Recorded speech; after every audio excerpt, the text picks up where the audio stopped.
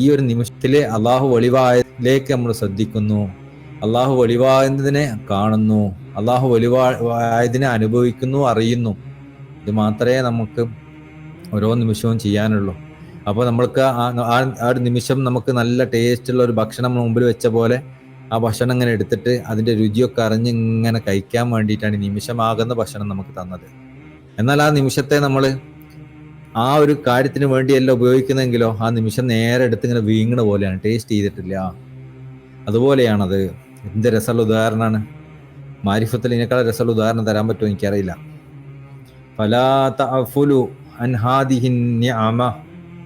അതുകൊണ്ട് നീ ഈ ഒരു നിയമത്തിനെ, ഈ ജീവിതമാകുന്ന നിയമത്തിനെ നീ അഫലത്തിലാക്കി, അള്ളാഹുവിൽ നിന്നുള്ള അശ്രദ്ധയിലാക്കി ഒഴിവാക്കി കളയല്ല.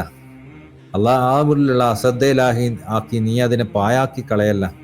വലാ തുളയ്യുഹാ, അതുപോലെ തന്നെ നീ അത് വേസ്റ്റാക്കി കളയല്ലേ. അള്ളാഹിന്റെ അഫലത്തിലാക്കി നീ അതിനെ കളയല്ലേ, നീ വേസ്റ്റാക്കി കളയല്ലേ. ഹത്താ, എത്രത്തോളം തന്നെ യക്തുബല്ലാഹു ലക മഅരിഫതഹു, അത് നീ എന്തിനു വേണ്ടി ഉപയോഗിക്കാൻ, അള്ളാഹുവിന്റെ മാരിഫത്ത് നിനക്ക് എഴുതി വെക്കാൻ വേണ്ടി ഉപയോഗിക്കാൻ നീ ഉപയോഗിച്ചിട്ടല്ലാതെ. ഈ ഓരോ നിമിഷങ്ങളും കടന്നു പോകുമ്പോൾ നമ്മൾ നാളെ തന്നെ കടത്തി കൊണ്ടുപോവല്ല.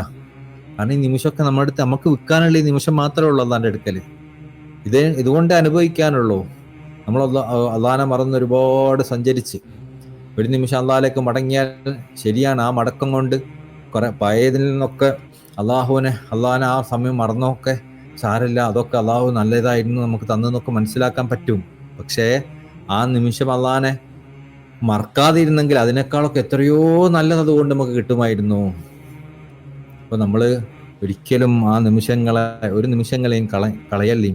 ആ നിമിഷങ്ങളൊക്കെ അള്ളാഹു നമുക്ക് നൽകുന്ന അമൂല്യമായ നിധികളാണ്. ആ നിധികളെ നമ്മൾ സൂക്ഷിച്ചു വെക്കുകയും അത് നമ്മൾ രുചിക്കുകയും അതുകൊണ്ട് ആ അള്ളാഹു ഉദ്ദേശിക്കേണ്ടതായ ഒരു ലക്ഷ്യത്തെ നമ്മൾ സാക്ഷാത്കരിക്കുകയും വേണം. അതുകൊണ്ടാണ് ശൈഖ് അവറുകൾ പറയുന്നത്, ഫലൈസ ഇൻദക യാ അഖി ഇല്ലാ അംറുൻ വാഹിദൻ, ഈ ഒരു ആയുസ്സല്ലാതെ നിൻ്റെ അടുത്ത് വേറെ ഒന്നുമില്ല കേട്ടോ വിൽപ്പന നടത്താൻ.